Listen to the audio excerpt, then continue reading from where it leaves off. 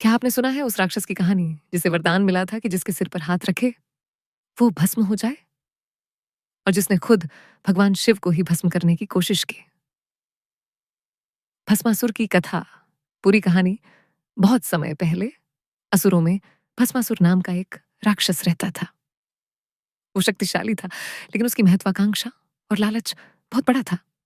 उसे लगता था कि अगर उसे अद्वितीय शक्ति मिल जाए तो वो पूरे संसार पर राज्य कर सकता है। तपस्या और वरदान। भस्मासुर ने ठान लिया कि वो भगवान शिव से वरदान मांगेगा। वो गहरे जंगल में चला गया और कई वर्षों तक कठोर तपस्या करने लगा। कभी उपवास, कभी जल त्याग, कभी धूप और बारिश में ध्यान। बस एक ही मंत्र उसके होठों पर था, एऊ एम नमः शिवाय, एऊ एम नमः शिवाय। आखिरकार भगवान शिव उसके सामने प्रकट हुए और बोले, भस्मासुर, तुम्हारी तपस्या से मैं प्रसन्न हूं। मांगो, क्या वरदान चाहिए? भस्मासुर ने कहा, मुझे ऐसा वरदान दीजिए कि जिसके सिर पर मैं हाथ रख दूं वो तुरंत भस्म हो जाए। भोलेनाथ, जो अपने भक्तों को बिना शक के वरदान दे देते हैं, बोले, तथास्तु। अहंकार और उत्पात वरदान मिलते ही भस्मासुर का चेहरा बदल गया। वो सोचने लगा, अब मुझे कोई नहीं हरा सकता, मैं सबसे बड़ा हूं। उसने देवताओं को डराना शुरू कर दिया, गांव गांव में उत्पात मचाना शुरू कर दिया।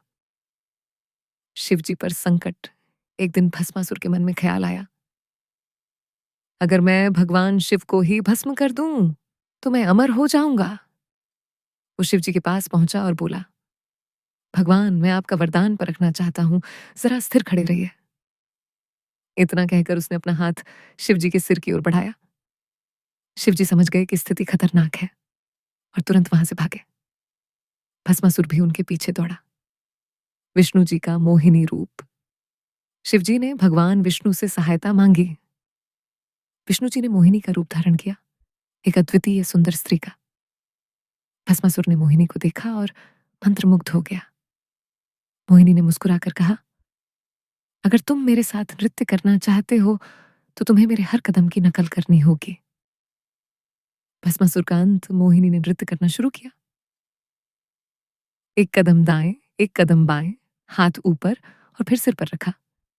भस्मासुर ने बिना सोचे वही किया, और जैसे ही उसका हाथ उसके सिर पर पड़ा, वरदान के प्रभाव से वो स्वयं भस्म हो गया। सीख। ये कहानी हमें सिखाती है कि घमंड और लालच हमेशा विनाश लाते हैं। शक्ति का दुरुपयोग अंत में स्वयं के पतन का कारण बनता है।